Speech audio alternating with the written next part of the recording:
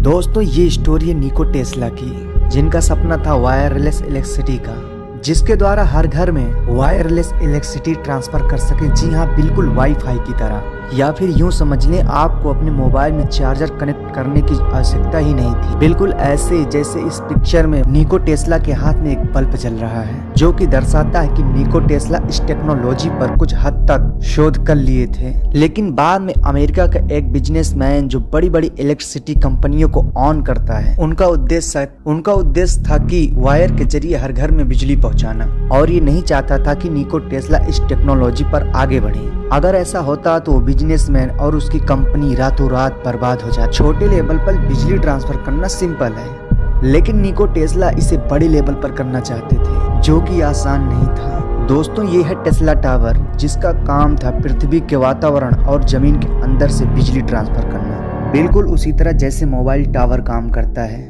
Tesla को पूरा यकीन था अगर ये एक्सपेरिमेंट सक्सेस हुआ तो दुनिया को कुछ नया मिल जाएगा। लेकिन इस काम को करने के लिए टेस्ला को बहुत सारे पैसे की आवश्यकता थी।